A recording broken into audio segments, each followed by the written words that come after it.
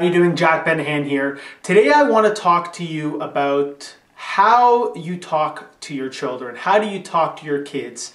And I thought the best way to give an example is not for me to preach or tell you what to say, but to give you a story. Because let's face it, stories are the best way to get through to anybody. And the author of this book, Napoleon Hill, he shares with all of us a very deep emotional story. And the story is about something very miraculous. He had a son. And his son was actually born with no ears, no physical ears. Can you imagine that? No way for him to hear. There was no mechanism, there was no entry point from the ear into the brain or into the eardrum. So what would you have done in that situation? Well, a lot of us probably would have been pretty depressed. We would have felt really sorry for the child. And we would have imagined that the child would never be able to speak or hear, and he would have a very tough life. Napoleon Hill decided to practice what he preached. He spoke to the child. He would put his mouth right across the child's head, and he would say things to the child daily.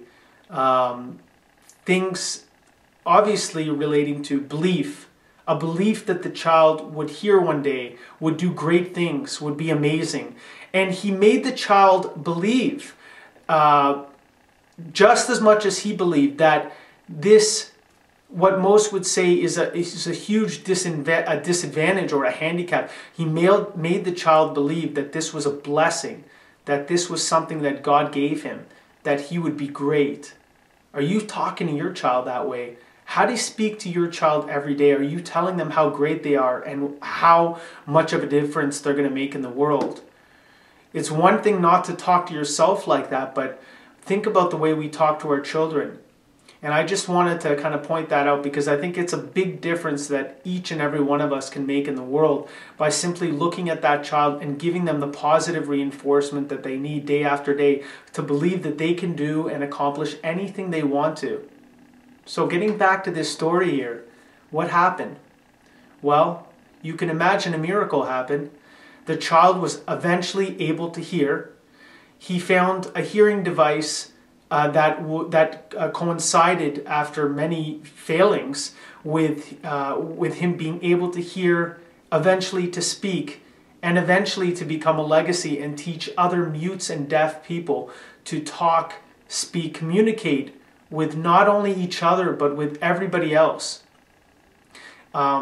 Just a remarkable story. I recommend that you pick up the book Think and Grow Rich, read it.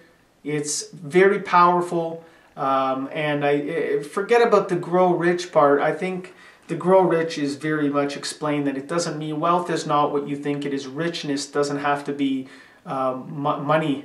It can be numerous things. I think we all know that. I would trade all the money in the world, for having children, for being blessed with having wonderful, amazing kids, because I think that's the biggest reward of all. So I thought that would be a really good follow-up to yesterday's. I thought that story is just very powerful. If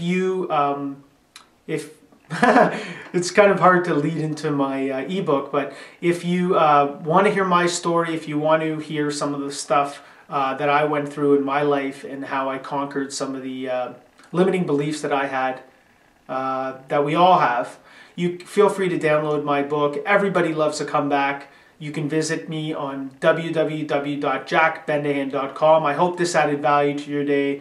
Very emotional story. I can relate totally with it, and I hope that you take this video, you listen to it and watch it, and you go home today and you kiss your kids and you give them that praise, not just today but each and every day after today. Thanks for joining me.